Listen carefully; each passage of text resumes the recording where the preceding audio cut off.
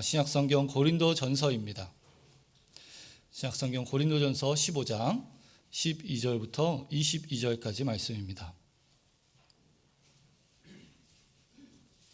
신약성경 고린도전서 15장 12절부터 22절까지 말씀. 고린도전서 15장 12절부터 22절까지 말씀 우리 한 목소리로 함께 읽도록 하겠습니다.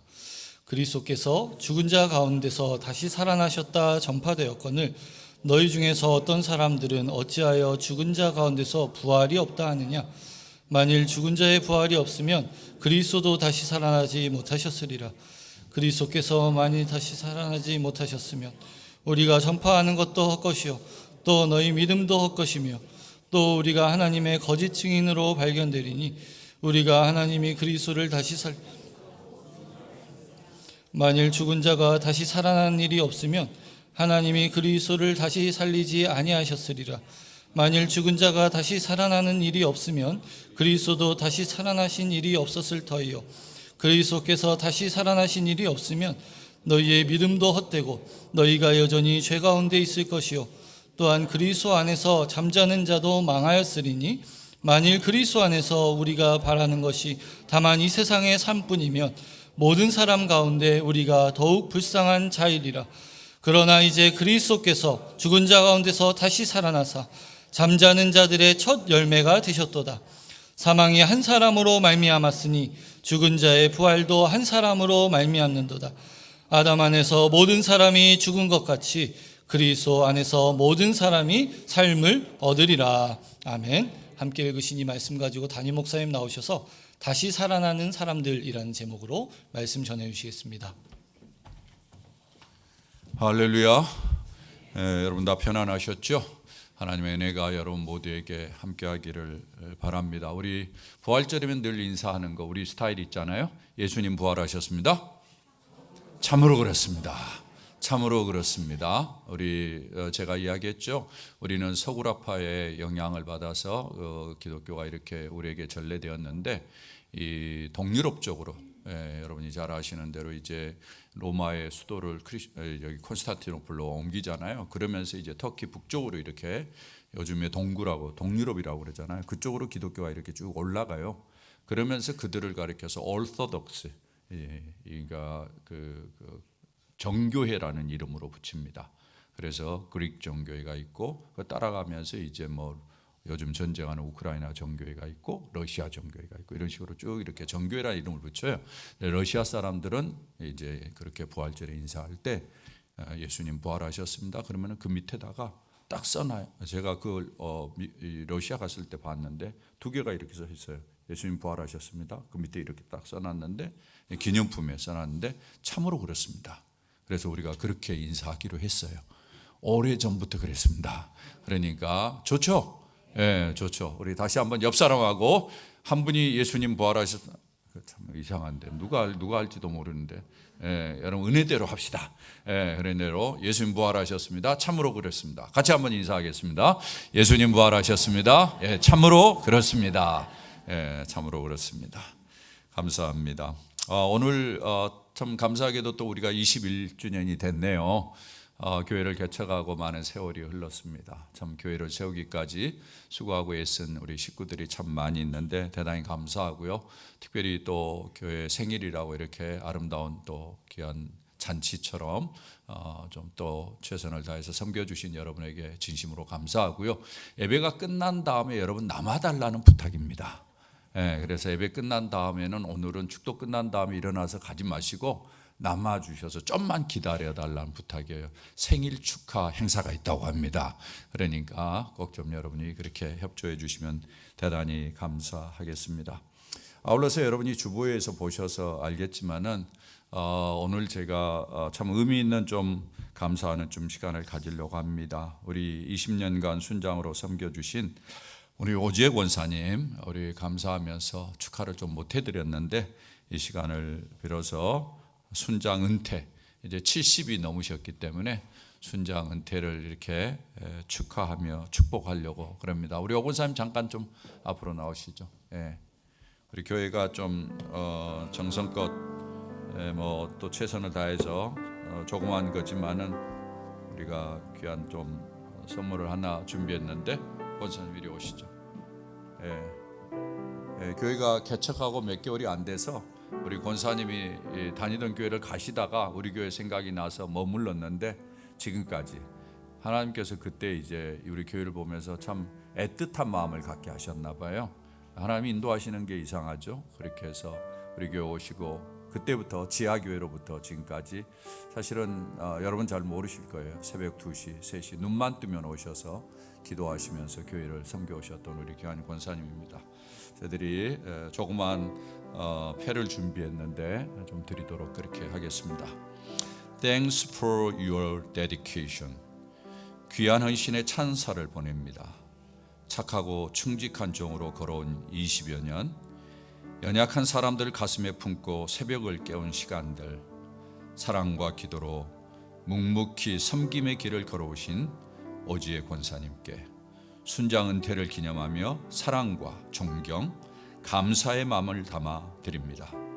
겸손과 여호와를 경외함의 보상은 재물과 영광과 생명이니라. 잠언서 22장 4절.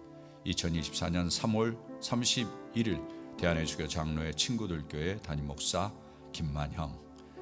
패를 여러분 한번 보셔야죠. 패가 이렇습니다. 이쁘죠? 이쁘죠? 우리 권사님께 드리도록 그렇게 하겠습니다. 권사님.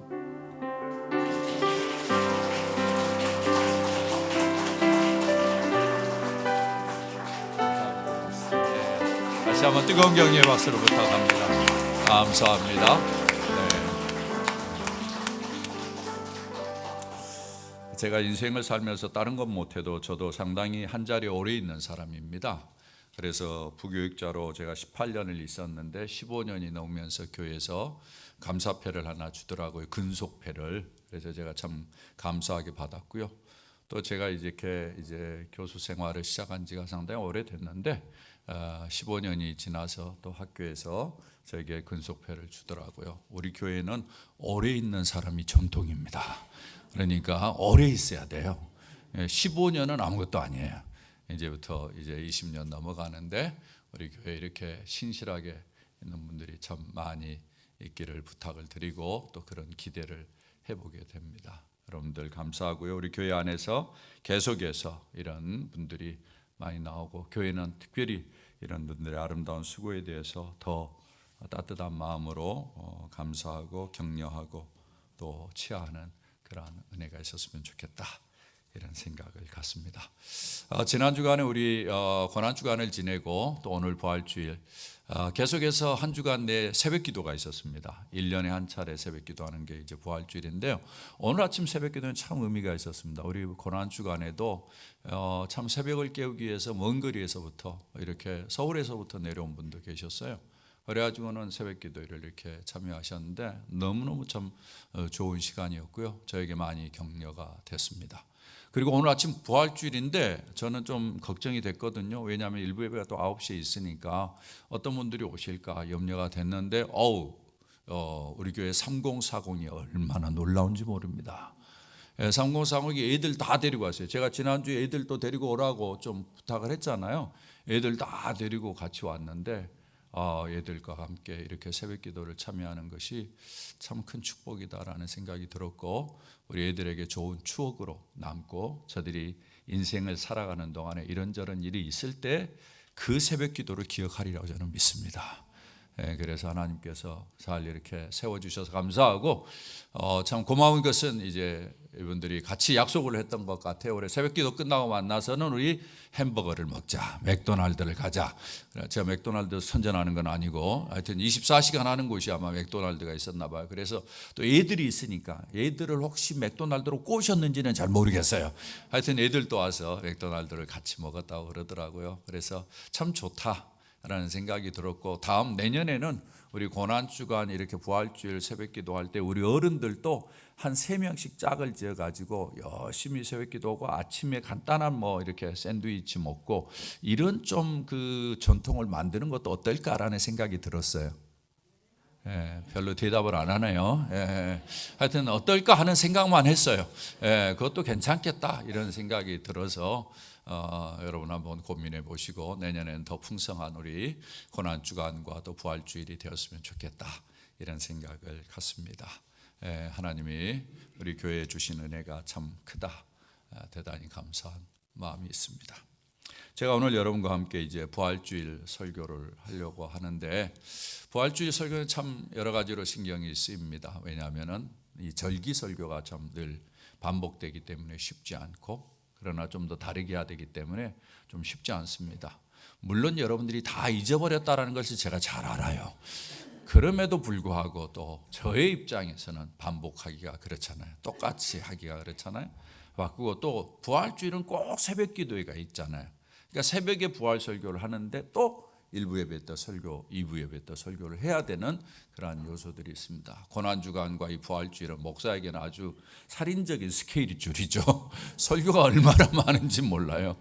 설교를 계속 해야 되는 그러한 이제 시간들이기 때문에 제가 하나님 앞에 기도하면서 참 여러분에게 하나님이 우리에게 주실 말씀이 무엇일까 하다가 이제 이 오늘 말씀을 우리가 보게 되었습니다. 제가 여러분에게 드리고자 하는 말씀의 주제는 다시 살아나는 사람들이라는 주제예요.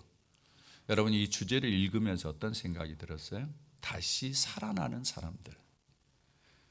이 말은 좋은 아주 중요한 전제를 하나 가지고 있죠.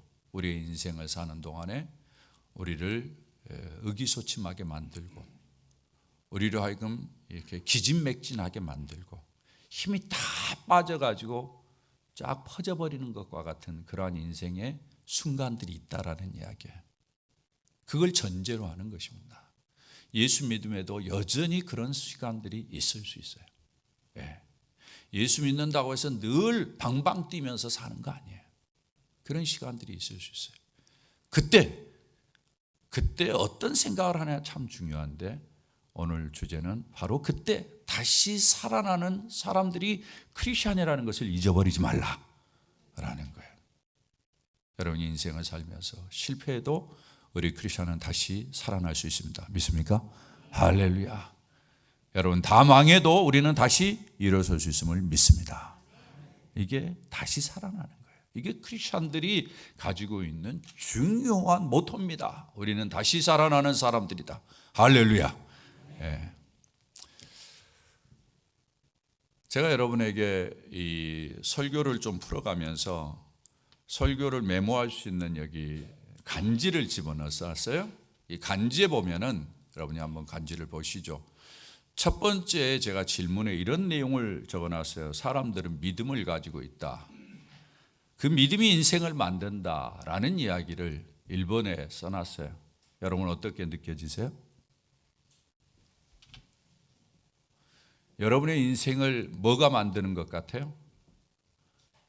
여러분이 가지고 있는 믿음이 만드는 거예요. 맞습니까? 나는 믿음이 없는데 천만에요. 다 믿음이 있어요. 모든 사람 믿음을 가지고 있습니다. 그런데 그 믿음이 여러 종류예요. 어떤 사람은 좋은 믿음을 가지고 있는데 어떤 사람은 나쁜 믿음을 가지고 있어요. 어떤 사람은 긍정적인 믿음을 가지고 있는데 어떤 사람은 부정적인 믿음을 가지고 있어요. 어떤 사람은 살리는 믿음을 가지고 있는데 죽이는 믿음을 가지고 있어요. 여러분 보십시오. 이 믿음이 인생을 만들어요. 여러분 중에는 아무도 없으리라고 생각합니다만 요즘 정치인들이 이야기하는 슬로건들 또 말하는 것들 이런 것들을 보면은 야, 저 사람이 저런 믿음을 가지고 사는구나 이런 생각을 잘 많이 해요. 저는 별로 그런 데 관심이 없습니다만은 가끔 이런 이제 SNS가 있으니까 나중에 이렇게 뉴스를 좀 볼 수 있잖아요. 그래서 세상이 어떻게 돌아가는지 좀 보려고 이렇게 보면은 이런 사람들이 있어요. 인생을 살다 좀 속여도 괜찮다. 거짓말해도 괜찮다라는 것이 정치인들에게 배어 있는 것 같아요. 이게 배어 있어요. 다른 사람은 더 해먹는데 나는 덜한데 뭘 이걸 가지고 그러냐. 이런 정도의 의식을 가지고 살아나요. 그게 어디서 와요? 그 사람이 믿음이에요. 그게 믿음이에요. 그 사람 인생을 살면서 속여도 괜찮다.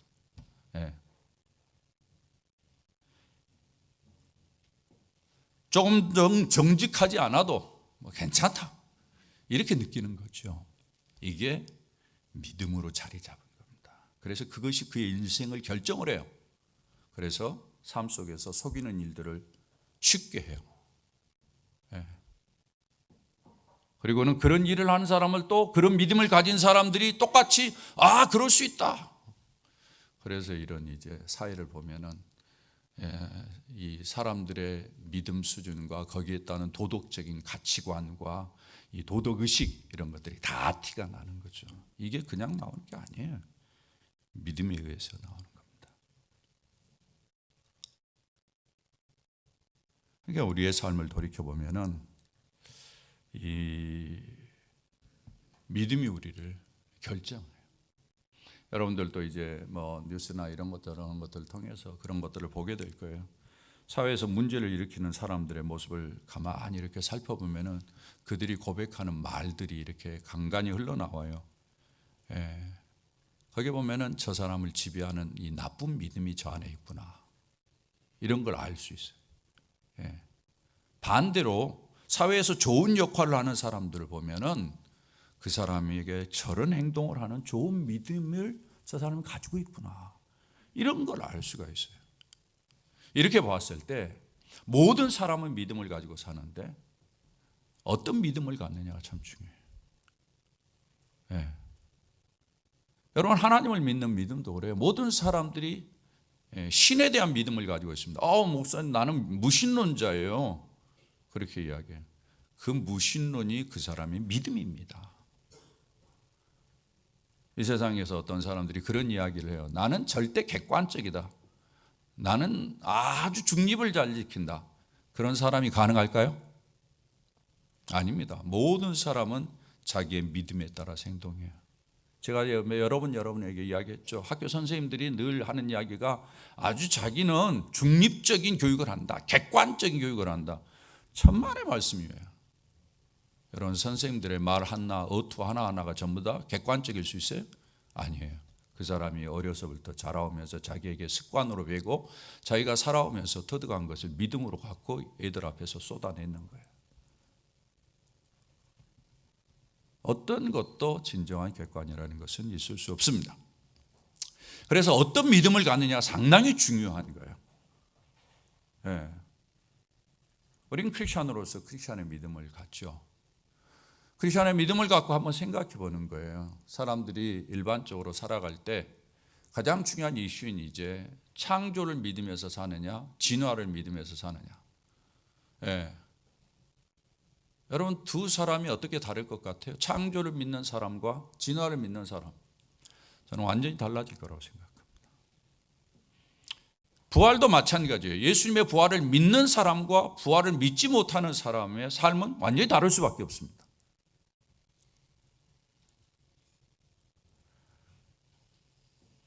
저는 오늘 이제 예수 그리스도의 부활에 대한 이야기를 좀 하려고 합니다. 왜냐하면 오늘이 부활절이니까. 만약 여러분이 부활이 없다는 믿음을 가지고 인생을 산다고 한번 생각해 보십시오. 여러분이 부활을 믿지 않고 인생을 산다고. 어쩌면 교회라는 카토리와 이 테두리 안에 들어오긴 했지만 내가 부활을 제대로 믿지 않아 라고 인생을 산다고 생각해 보십시오. 여러분의 인생이 어떨 것 같습니까? 아마요 제가 설명하는 것보다 여러분이 더 잘 아시리라고 생각합니다. 부활을 믿지 않는 사람들은 이 세상에 보이는 것이 전부입니다. 그리고 이 세상이 끝나면 다 끝나는 것입니다. 미래에 대한 생각이 없습니다. 인생을 사는 동안에 어떤 면에서 약간의 미래를 생각하죠. 그것은 자기의 육신의 안위를 위해서, 육신의 편안함을 위해서 생각하는 거지 그 다음을 전혀 생각하지 않습니다. 그런 사람들의 삶이 어떨까요? 어느 정도가 가치가 있을까요? 그러나 어떻습니까? 부활을 믿는다고 한번 생각해 보십시오. 부활을 믿고 사는 사람은 완전히 다르죠. 미래를 생각하고 소망을 갖고 현재의 삶도 다르게 만듭니다. 부활이 없는 사람이 부활을 믿지 못하는 사람이 사는 삶과 부활을 믿는 사람은 현재의 삶 속에서도 아까 제가 이야기한 것처럼 주저앉지 아니하고 다시 일어서는, 낙담하지 아니하고 다시 일어서는 그러한 모습으로 계속해서 살아가는 특징을 보이게 되죠. 계속해서 이 부활을 믿는 사람은 이 세상이 끝이 아니다. 이 세상 다음의 삶이 있기 때문에 내 생명이 다하는 데까지 열심히 살고 하나님 나라에 귀한 상급을 쌓고 하나님 앞에 섰을 때 잘했다 칭찬받는 그러한 삶을 살아야 되겠다 생각하고 마지막까지 자기의 기력이 다하는 한 역동적인 인생을 살아가는 거죠. 그러지 않겠습니까? 그렇지 않는 사람들은 이제 은퇴하고 난 다음에 어떻게 하면 놀까만 생각하는 거죠. 그렇게 산 사람은 은퇴한 다음에 놀까만 생각하면 노는 것도 그렇잖아요. 좀 지나면 노는 사람들이 그러더라고. 한 2개월 놀면 놀 것이 없답니다. 2개월 놀면 갈 곳이 없대요. 그렇대요. 그런 인생으로 20여 년 은퇴한 다음에 산다고 한번 생각해 보십시오. 그러나 부활을 믿는 사람은 그렇게 살지 않죠. 맞습니까? 안 그렇습니까? 부활을 믿는 사람은 그렇게 살지 않죠. 은퇴해도 그 다음에 주님을 위해서 내가 뭘 할까? 어떻게 주님을 위해서 헌신할까? 내게 건강 주어진 안에 어떻게 살까? 이런 생각을 하잖아요. 오늘 성경은 바로 사도 바울이 고린도 교인들에게 예수님의 부활에 대해서 설명하면서 당부하는 말씀입니다. 오늘 성경은 부활장으로 불려지는 고린도전서 15장인데 그 일부분이에요. 부활의 당위성과 그 의미에 대해서 사도 바울이 이야기하는데 이 말씀을 통해서 하나님께서 우리에게 주신 은혜를 좀 덧입었으면 좋겠다라는 생각이 듭니다. 여러분이 가지고 있는 주보에 간지의 3번 문제입니다. 여러분 3번 문제 제가 오늘 성경에서 발견하는 3가지의 중요한 이슈를 담았어요. 여러분들이 이 이슈들을 보면서 하나씩 정리도 하고 여러분들이 하나님 앞에서 이 이슈들을 생각하면서 어떤 내용인가 또 이것이 우리의 삶에 어떻게 연관이 되는가 정리를 하면서 볼 수 있기를 바랍니다. 첫 번째, 다 같이 한번 읽어봅니다. 시작. 예수님의 부활 사건은 전파된 사건이다. 자, 여러분들이 이 말을 보면서 상당히 좀 낯설 것입니다. 예수님은 무슨 이야기를 할 것인가? 예수님의 부활은 전파된 사건이다. 이 말을 주목하셔야 됩니다. 12절에 보면 이렇게 이야기합니다. 그리스도께서 죽은 자 가운데서 다시 살아나셨다. 뭐라고 이야기합니까? 전파되었거늘. 여러분 전파되었다라는 말을 들을 때 어떤 생각이 드세요? 아, 그냥 있는 사건이 알려졌구나 이렇게 들리세요? 전파되었다라는 것은 뭘 강조합니까? 부활의 사실이 흔들리지 아니하고 그것이 사라지지 아니하고 계속해서 흔들리지 아니하고 이어져서 다른 사람들에게 소개되었다라는 이야기예요. 전파됐다는 이야기는 누군가 먼 사실을 보고 확신한 것을 전하는 것에서부터 시작이 됩니다. 그리고는 계속해서 알려지는데 이렇게 알려지려면 이 과정에서 분명해야 될 것이 있습니다. 먼저는 그 전파되는 내용에 대한 확신이 유지가 돼야 돼요. 그 내용이 확실하다. 이것이 계속해서 유지가 돼야 돼요. 그래야만이 전파되는 일이 이어져요. 확신이 안 되면 이 전파되는 일은 이어지지 않습니다. 오래가지 못합니다. 전파된다는 말 속에는 이런 의미가 담겨져 있어요. 아울러서 전파한다는 의미에는 전파하는 사람의 열정이 담겨져 있어요. 여러분 어떤 사건을 보았을 때 어떤 사건을 참 보면서도 그것을 보면서 아 이건 내게 참 유익하구나 이렇게 끝나는 사람이 있는가 하면 그걸 보면서 아 이런 일이 있구나 이걸 다른 사람에게 좀 알려줘야지 이런 생각을 가지고 막 말하는 사람이 있어요. 차이가 있죠. 전파되는 사건에 대해서 자기가 충분히 이해하고 참 감동이 되고 감화가 되면은 다른 사람에게 열정적으로 알리는 그러한 사람이 있어야 돼요. 열정이 필요한 거죠. 전파되는 일을 위해서는 내용이 든든해야 되고 그 내용에 감동을 받으면서 이야기하고자 하는 열정이 뒷받침이 돼야 돼요.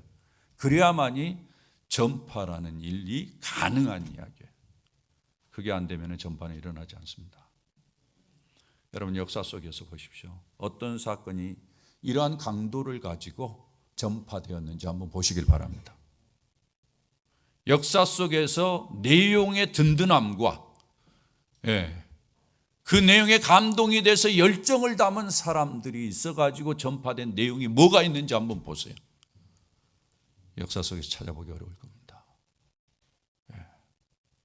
한 가지를 이야기한다면 바로 예수님의 부활입니다.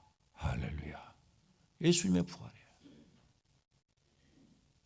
오늘 성경이 부활이 분명히 전파되었다라고 이야기를 하고 있어요. 이것은 예수님의 부활이 이때 이미 계속 알려질 만큼 확실했었다라는 사실을 우리에게 이야기를 해주고 있는 것입니다.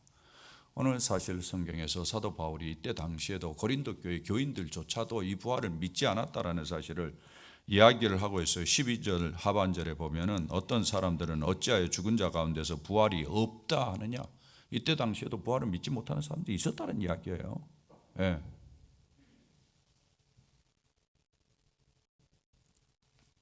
그런 가운데서도 계속해서 이 부활이 전해지고 또 전해지고 또 알려지고 있다라는 그러면서 사도 바울은 그들에게 부활이 분명히 있다라는 사실을 이야기를 해주고 있습니다.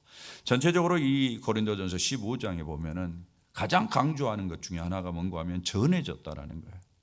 이 전해진 것과 관계해서 여러분 한번 보시길 바랍니다. 1절에 이렇게 이야기합니다. 형제들아 내가 너희에게 전한 복음을 이렇게 이야기를 하고 3절에 보면은 내가 받은 것을 먼저 너희에게 전하였노니 바울이 전하고 있는 복음은 곧 예수님의 부활이 자기에게 전해졌고 자기는 그것을 전하고 있다 이렇게 강조하고 있습니다.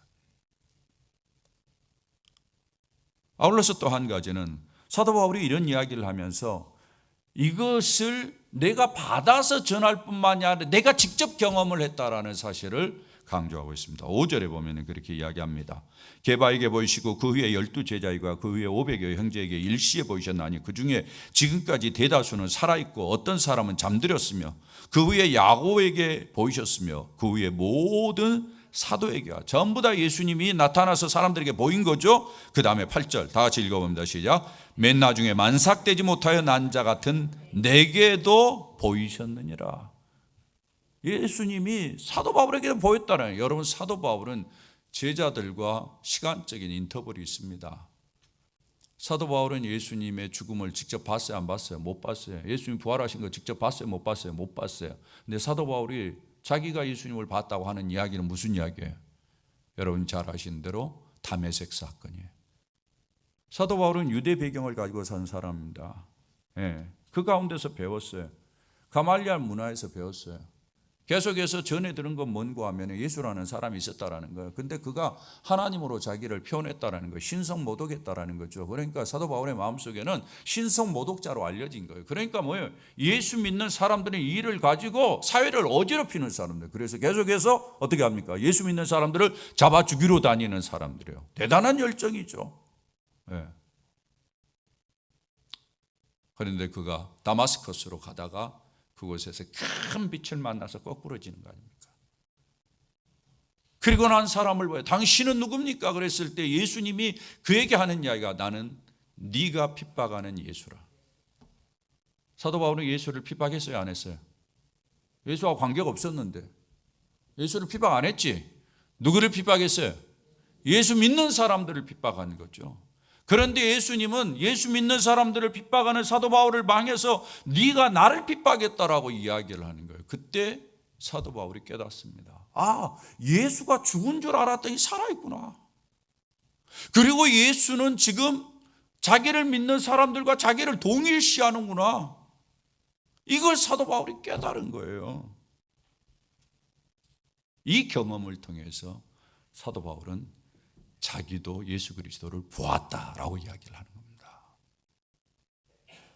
그리고는 예수 그리스도의 부활을 계속해서 증거하는 거예요. 사랑하는 여러분, 사도 바울은 이런 과정을 통해서 예수 그리스도가 전해졌고 나도 그런 경험을 했다라는 사실을 증거하면서 예수 그리스도의 부활은 확실하다라는 것을 말하고 있습니다. 사랑하는 여러분, 이런 과정을 여러분이 한번 보시길 바랍니다. 진짜 이만한 자료와 이만한 근거를 가지고 있는 사건이 얼마나 되는지, 그렇게 봤을 때 예수 그리스도의 부활은 충분히 믿을 만하다고 저는 믿습니다. 혹시 여러분 가운데서 예수 그리스도의 부활을 아직도 믿지 못하는 분이 계시나요? 믿긴 믿는 것 같은데 어떨 때는 안 믿어지기도 하고 그런 상태에 있나요? 여러분 다 한번 찾아와서 예수 그리스도의 부활을 진짜 확실히 믿는 은혜가 있기를 주의 이름으로 부탁을 드립니다. 얼마 전에, 오래전에, 몇 년 전이죠, 우리 교회에서 부활이라는 영화를 한번 봤어요. 여러분 기억나세요? 예, 주일날 예배를 마치고 부활이라는 영화를 보여드렸는데 여러분이 한번 보세요. 그것은 이제 누구의 관점에서 예수님을 십자가에 달아 죽이는 로마의 군사, 로마의 이 현장 지휘관 장교의 눈으로, 안목으로 예수 그리스도의 부활하심을 찾아가는 거예요. 예수 그리스도의 부활이 됐다, 예수 그리스도가 부활한 게 아니라 그 시체를 훔쳐갔다라는 이야기가 쫙 퍼졌잖아요. 그러니까 그날 저녁에 어떤 일이 벌어지는지 아무도 몰라. 누구만 아는 거예요? 그 무덤을 지키고 있는 사람들만 아는 거예요. 근데 그 무덤을 지키는 사람들이 사라졌어. 그래서 그 무덤을 지키는 사람들을 쫓아다닙니다. 그리고는 그들에게 이야기하는데 그들에게는 이미 돈이 들어갔죠. 그래서 그들이 피합니다. 도망갑니다. 근데 그 군사가 계속해서 찾아가요. 그러면서 두 사람이잖아요. 로마의 병사 두 사람을 찾아가면서 그들에게서 말을 듣기를 원하죠. 한 사람이 고백을 하죠. 그리고는 그는 계속해서 분명하게 할 수 없어서 예수 그리스도의 제자들을 우연히 계속해서 따라보면서 예수 그리스도의 제자들의 삶의 모습을 보면서 부활을 확신하게 돼요. 기독교가 그렇게 짧은 역사 가운데서도 이렇게 급속도로 확장될 수 있었던 가장 중요한 이유는 바로 예수 그리스도의 부활 사건이라고 이야기합니다. 이것은 제 이야기 아니라 역사가들이 하는 이야기예요. 그 일이 아니면은 그것이 확실한 일로 확증되는 일이 아니고 그것이 그런 사람들에게 열정을 가져다 줄 만큼의 일이 아니면 기독교가 이렇게 퍼지지 않는다라는 거예요. 예수 그리스도의 부활이 알려질 수 없다라는 거예요. 사랑하는 여러분, 오늘 지난 2000년의 역사 가운데서 예수 그리스도의 부활을 지우려고 했던 역사가 얼마나 많이 있었습니까? 지울 수 없어요. 이걸 전파되는 걸 지울 수 없어요. 이 은혜를 받고 열정을 가진 사람들의 말에 입을 닫을 수가 없습니다. 유명한 역사가인 토마스 아놀드라는 역사가가 있습니다. 로마의 역사라는 책을 쓴 사람인데 그 사람이 이런 이야기했습니다. 예수님의 부활에 대한 증거는 만족스러운 것입니다. 증거 자료로 사용되려면 그 증거 자료가 요구하는 까다로운 내규가 있어요. 역사학자들은 그렇게 역사를 정리를 하거든요. 그런데 예수님의 부활의 증거는 바로 그 내규를 만족시키는 좋은 증거입니다. 나는 내 자신을 만족시키기 위해 수년 동안 연구하며 기록된 증거들을 검증했습니다. 나는 예수 그리스도가 죽으시고 죽음에서 다시 사신 이 위대한 사실보다 더 분명하고 완전히 모든 부분에서 입증된 역사적인 사실을 본 일이 없습니다 라고 이야기를 해요. 사랑하는 여러분, 여러분들이 별거 아닌 것을 믿고 별거 아닌 것을 믿으면서 그것을 의지해서 인생을 산다면은, 예수 그리스도의 부활을 믿고 예수 그리스도의 부활을 의지해서 인생을 산다면 여러분은 결코 손해보지 않으리라 저는 믿습니다. 꼭 예수 그리스도의 부활을 확실히 믿으세요. 두 번째로 강조하는 것이 있습니다. 두 번째 이슈가 뭡니까? 기독교의 본질은 예수님의 부활에 기초한다라는 것입니다. 오늘 14절에 보면은 그렇게 이야기를 합니다. 그리스도께서 만일 다시 살아나지 못하셨으면, 다 같이 뭐라고 이야기합니까? 우리가 전파하는 것도 헛것이요 또 너희 믿음도 헛것이다 라고 이야기를 합니다. 부활이 없으면 믿음이 헛것이라는 것입니다. 이 말은 크리스천의 믿음의 본질이 바로 예수님의 부활에 있다는 것입니다. 바울은 유대교적인 배경에서 자랐습니다. 그래서 그에게는 유대교적인 전통이 있어요. 유대교의 전통이 뭐예요? 하나님 앞에 절기를 지키며 제사를 드리는 거예요. 제사를 드리면서 사도 바울은 어떻게 시작했어요? 이 제사를 드림으로 말미암아 자기의 죄의 용서를 받는다고 생각했어요. 그게 그의 믿음이었어요. 확신이었어요. 예. 그리고는 유대 전통은 어떻게 의인이 되는 거예요? 율법을 지키는 거예요. 십계명을 지키는 거예요. 율법을 지킴으로 말미암아 의롭게 된다고 했어요. 그렇게 해서 하나님 앞에 설 수 있다고 생각했어요. 사도 바울은 거기에 아주 익숙한 사람이에요. 그런 삶을 살기 위해서 최선을 다했어요. 그런데 그가 예수님을 새롭게 만났어요. 예수가 죽은 줄 알았는데 살아있어요. 예수가 죽음을 이긴 자가 됐다는 이야기예요. 이 사건을 배경으로 해서 그의 의식이 바뀝니다. 예수 그리스도가 죽은 줄 알았는데 살았다? 그렇다면 이 예수 그리스도의 부활은 죄를 극복했다는 설명이 되는 거예요. 죄의 열매는 사망이라고 그랬어요. 죄의 결과가 사망이에요. 그런데 이 사망을 극복했다? 그러면 죄의 문제가 해결됐다라는 이야기예요. 예수 그리스도가 부활했다는 이야기는 죄의 문제를 해결했다는 이야기인데, 그렇다면 자기가 지금까지 알고 있는 제사로 말미암아 죄를 해결하는 것과는 전혀 다른 차원의 이야기가 되는 거죠. 그런 것을 통해서 이 사람이 부활했다면 이 사람이 죄를 용서하고 새 생명을 우리에게 주었다면 이야말로 진정한 구원자다 라는 것을 확신하게 되는 거죠. 그래서 그가 이 본문에서 계속해서 그걸 논쟁을 하는 거예요. 이걸 설명하기를 16절에서 이렇게 이야기합니다. 여러분 16절 보시길 바랍니다. 다 같이 한번 읽어볼까요? 시작. 만일 죽은 자가 다시 살아나는 일이 없으면 그리스도도 다시 살아나신 일이 없었을 터이요, 그리스도께서 다시 살아나신 일이 없으면 너희 믿음도 헛되고 너희가 여전히 죄 가운데 있을 터이요. 죄 가운데 있다면 다시 살아날 수 있어요? 없어요? 불가능하다는 이야기예요. 죄가 없어졌다는 이야기예요. 그렇다면 예수 그리스도가 바로 죄를 없애는 분이다라는 사실을 그가 확신하는 것입니다. 여기에서 강조하는 거 뭐예요? 예수 그리스도의 부활은 죄가 없어지고 죄 문제가 해결되고 의롭게 만들고 새로운 생명이 우리에게 주어지는, 영원히 사는 하나님과 함께 있는 놀라운 축복을 경험하는 은혜가 주어졌다라는 사실을 확인하는 거예요. 그렇기 때문에 이 부활은 기독교 문화의, 이 기독교의 그 믿음의 가장 중요한 기초가 되는 것입니다. 사랑하는 여러분, 여러분이 신앙생활에 있어서 혹시라도 여러분이 부활을 대충 건너뛰면서 나는 믿음이 있다, 이런 이야기 하지 마시기 바랍니다. 부활을 믿지 않으면 진정한 믿음이 없는 사람이에요. 여러분이 혹시 부활에 대한 믿음을 그동안 소홀히 했다면 오늘 이 시간을 기점으로 해서 여러분이 부활신앙을 깊이 생각하고 그 부활신앙을 분명히 갖고 예수 그리스도의 부활을 분명히 믿고 매일매일의 나의 삶에서 그것을 기억하면서 회복되는 그러한 복된 인생을 살아갈 수 있기를 주의 이름으로 부탁을 드립니다. 마지막으로 이 본문이 강조하는 것이 있습니다. 다 같이 한번 읽어볼까요? 시작. 우리는 그리스도 안에서 새로운 삶을 얻은 사람이다. 이것은 존재의 변화 그리고 변화된 존재로서의 삶을 사는 것을 의미한다. 오늘 20절을 여러분이 다시 한번 보시기를 바랍니다. 우리 다 같이 한번 읽어볼까요? 시작.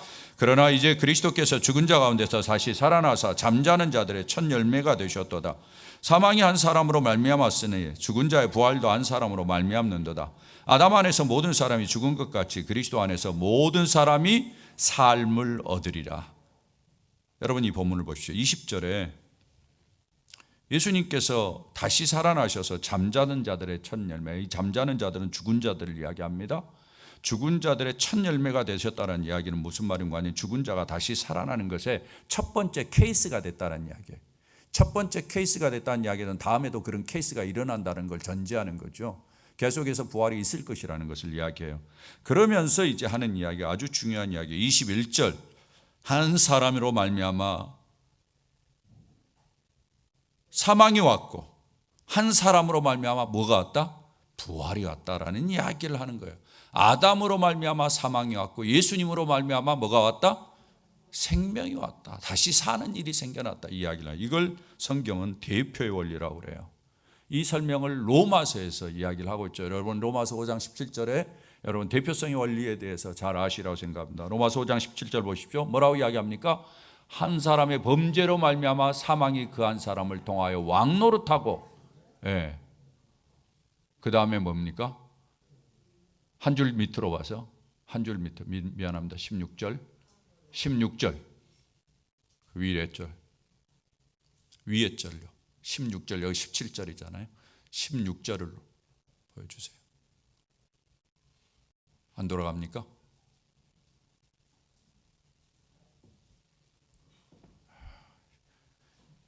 17절 미안합니다. 한 사람의 범죄로 말미암아 미안합니다. 한 사람의 범죄로 말미암아 제가 헷갈려. 사망이 왔고 그 다음에 한 줄 건너뛰어서 한 분 예수 그리스도를 통하여 뭐가 왔다? 생명 안에서 왕만. 여러분 이 대조를 잘 보세요. 18절에 보면은 뭐라고 이야기합니까? 한 범죄, 정죄. 그 다음 줄로 보면 한 의로운 행위. 그 다음에 많은 사람이 의롭다 하심을 받는 거. 그리고는 생명. 이런 단어들을 주목하세요. 19절 보면은 한 사람의 순종하지 아니함. 그 다음에 한 사람의 순종하심. 그리고는 의인이 되는 것. 결국 뭡니까? 아담의 영향을 받아서 죄가 왔고 예수 그리스도의 영향을 받아서 생명이 왔습니다. 그러니까 아담의 영향을 받으면 다 죽어요. 이 땅에 그래서 죽음에서 자유한 사람이 없어요. 다 죽습니다. 여러분 다 죽어요. 그러나 이 죽음을 멈추고 예수 그리스도께서 새로운 생명을 우리에게 일으키셨어요. 육체적으로는 우리가 죽지만 이제는 영원히 사는 길을 예수 그리스도가 여셨다라는 것입니다. 할렐루야. 그러면서 오늘 이 모든 것의 결론적인 이야기는 22절 하반절에 있습니다. 그리스도 안에서 모든 사람이 뭐라고요? 삶을 얻으리라. 두 가지 단어를 주목하십시오. 모든 사람이라는 것과 삶이라는 단어를 주목하십시오. 모든 사람은 누구를 이야기합니까? 우리 전부를 이야기하는. 저는 이 말씀이 얼마나 은혜가 되는지 몰라요. 예수 믿는 데 있어서 어떤 사람도 제외되지 않는다라, 어떤 사람도 차별되지 않는다라는 것입니다. 부자나 가난한 자나 배운 자나 배우지 못한 자나 높은 자나 낮은 자나 모두 다 차별되지 아니하고 모든 사람들 예수 그리스도를 믿으면은 된다라는 이야기예요. 그들에게 새로운 삶, 여기에 삶이 이 새 생명, 이걸 이야기하는데 이건 뭘 이야기하느냐? 먼저는 존재가 변화됐다라는 거예요. 새로운 삶을 가졌다라는 이야기는 예전에는 죽음의 매인자들이야, 사탄의 매인자들, 죽음에 끌려다니는 자들이었어요. 그래서 죽음을 두려워하면서 사는 것이 인생이에요, 대부분이. 그런데 예수 그리스도로 말미암아 죽음에 떨지 아니하고 죽음을 극복하고 죽음을 뛰어넘고 죽음 너머를 보면서 새로운 생명을 가진 자로 사는 그러한 축복을 얻게 되었다는 것입니다. 할렐루야. 이렇게 봤을 때 크리스찬만큼은 예수 그리스도의 부활을 믿는 사람은 어떻게 살아야 되느냐? 계속해서 이렇게 새 생명을 가진 자로서 날마다 살아가라는 거예요. 그래서 성경을 보면 여러분 보십시오. 예수 그리스도의 부활을 경험했던 사람들, 예수 그리스도의 부활을 확인하고 믿었던 사람들은 그 다음에 인생이 달라집니다. 오늘 아침에도 이야기를 했습니다만 예수님의 부활을 참으로 경험하지 못하면서 예수님을 통해서 뭔가 얻으려고 예루살렘으로 갔다가 예수 죽었다라고 이야기하니까 좌절하고 낙심하고 고향으로 돌아가는 엠마오로 들어가는 두 제자들. 아무런 희망이 없었습니다. 소망이 없었습니다. 그러나 예수님이 그들을 찾아가셨어요. 만나주셨어요. 그리고는 그들에게 설명해 주셨어요. 성경을 통해서 풀어주셨어요. 그러자 그들의 눈이 밝아졌다, 성경이 이야기해요.